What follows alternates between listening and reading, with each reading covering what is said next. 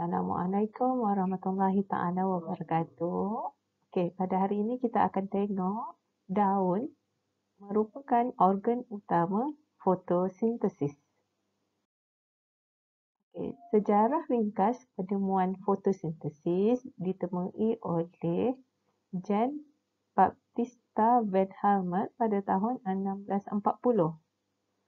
Okay, beliau menguji bahawa tumbuhan mendapat makanan daripada tanah kerana dia membuat hipotesis bahawa bila ditanam pokok di dalam tanah seberat 2.3 kg, okay, selepas pokok itu tumbuh selama 5 tahun, okay, ditimbang semula pokok membesar hingga 77 kg tapi tanah kekal dengan jisim tanah kering sebanyak 90 kg. Maka dia membuat kesimpulan bahawa tumbuhan itu tumbuh dan membesar menggunakan air yang disiram. Sejarah penemuan yang kedua ialah Joseph Priestley pada tahun 1772.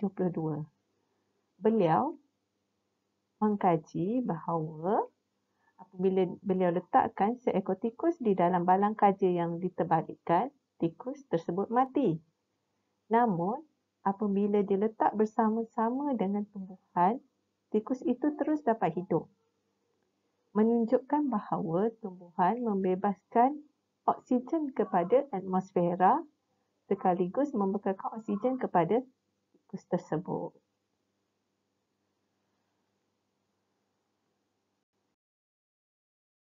Okay. Seterusnya, kita akan tengok penyesuaian struktur dalaman daun dengan fotosintesis. Kita tahu daun merupakan organ utama fotosintesis. Okay. Macam mana daun itu disesuaikan, diubah suai supaya fotosintesis menjadi lebih cekap. Okey, ini struktur dalaman daun yang kita telah belajar sebelum ini. Kita ada kutikel, epidermis atas, mesofit palisade, mesofit bespan, stoma, sel pengawal, epidermis bawah, berkas vaskula yang terdiri daripada xilem dan phloem, dan juga ruang udara yang terdapat di antara tisu mesofil bespan. Setiap daripada semua struktur ini mempunyai pengubahsuaian supaya dapat meningkatkan kadar fotosintesis daun.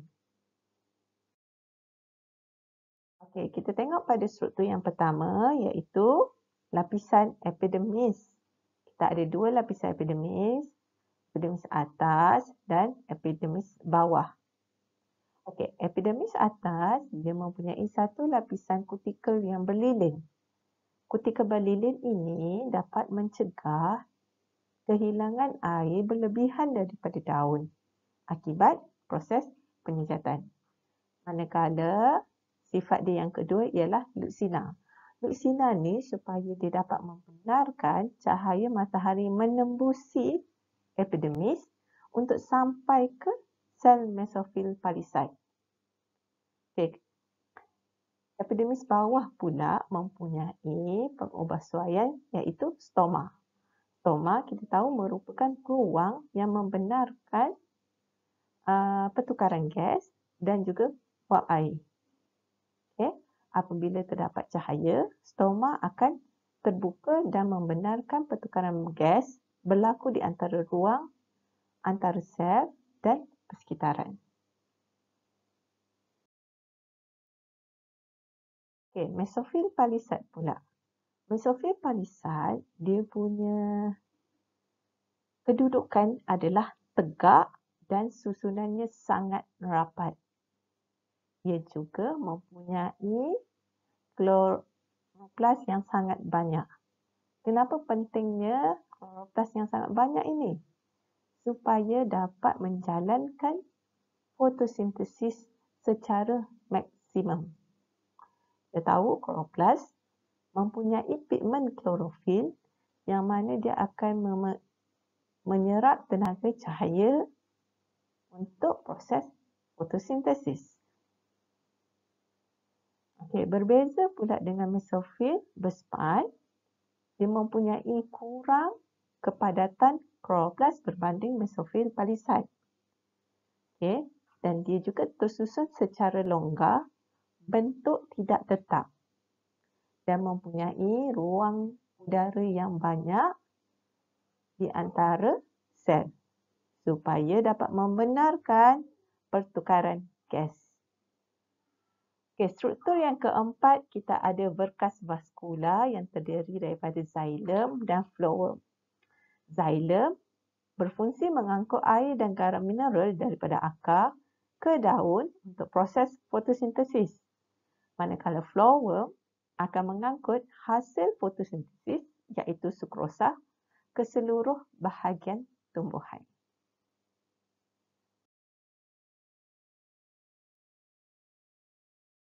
Seterusnya kita akan tengok pada struktur kloroplast. Kloroplast merupakan satu organel yang penting untuk tumbuhan. Okey, kerana di sinilah berlakunya proses fotosintesis. Okey, struktur kloroplast merupakan mempunyai bentuk cakera dwicembung yang mempunyai dua lapisan membran, membran luar dan membran dalam. Okey. Mempunyai juga cakera-cakera yang kita namakan tilakoid. Apabila tilakoid ini disusut menegak begini, okay, kita akan panggil dia granum ataupun grana. Di antara granum, ada struktur yang menghubungkan granum, kita panggil lamella. Dan sitoplasma pada kloroplast kita panggil stroma. Okey, dalam tilakoid akan banyak terdapatnya pigmen klorofil. Pigmen klorofil inilah yang menyerap cahaya matahari untuk seterusnya menjalankan fotosintesis. Okey, kloroplast berbentuk dwicembung. Ada dua lapisan membran. Cakera tilakoid mengandungi klorofil. Klorofil inilah yang akan memerangkap cahaya matahari dan menjalankan tindak balas bersandarkan cahaya. Okey, granum merupakan timbunan tilakoid yang disusun untuk meningkatkan jumlah luas permukaan supaya proses fotosintesis berlaku secara maksimum. Stroma ruang antara granum. Di sini berlakunya tindak balas tidak bersandarkan cahaya, iaitu proses penurunan karbon dioksida menghasilkan glukosa. Nanti kita akan tengok apa tu tindak balas bersandarkan cahaya dan apakah tindak balas tidak bersandarkan cahaya dengan lebih terperinci lagi. Okay, seperti yang kita tengok ni pada gambar ni adalah keadaan pada musim luruh. Pada musim luruh kita nampak warna hijau daun tu dah tak ada.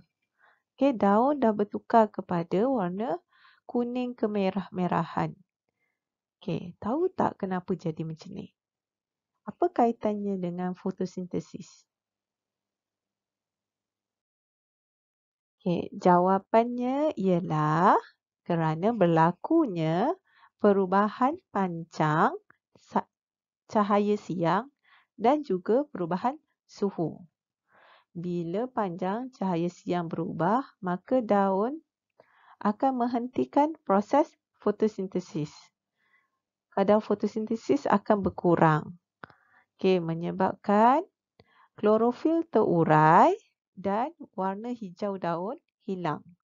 Daun akan bertukar warna daripada warna hijau ke warna kuning kemerah-merahan. Seterusnya, kaedah kromatografi.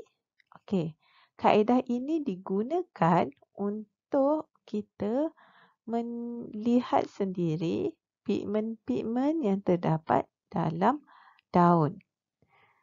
Ia merupakan satu teknik yang memisahkan komponen sesuatu campuran berdasarkan kadar ketelarutan komponen itu dalam pelarut.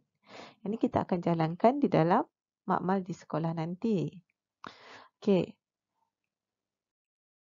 Okey, selain daripada klorofil, daun juga mempunyai pigmen-pigmen yang lain. Pigmen ini biasanya terdapat juga dalam kloroplas ataupun kromofil yang lain. Okey. Pigmen ini akan menyerap cahaya matahari dan memindahkan elektron ke aras yang lebih tinggi. Dia akan menguja elektron ke aras yang lebih tinggi. Maka pigmen-pigmen yang fotosintesis yang terdapat dalam daun ini sama ada dia mengubah tenaga cahaya menjadi tenaga kimia atau dia hanya berfungsi menyerap cahaya tersebut dan dia memindahkan tenaga kepada pigmen yang lain. Okey. Jika cahaya diserap oleh klorofil A, dia akan pindahkan tenaga kepada klorofil A. Jika cahaya diserap oleh klorofil B, dia akan pindahkan kepada klorofil A. Carotenoid kepada klorofil A. Phycobilin kepada klorofil A. Klorofil A ini akan menguji elektron ke aras yang lebih tinggi dalam tindak balas bersandarkan cahaya. Kalau kita tengok pada graf ni menunjukkan panjang cahaya yang berbeza dan kadar penyerapan cahaya tersebut. Kalau kita tengok, aras yang paling tinggi adalah klorofil B dan klorofil A. Klorofil B dan klorofil A ni menyerap cahaya paling tinggi pada panjang cahaya warna biru. Dan ada juga pigmen-pigmen yang lain.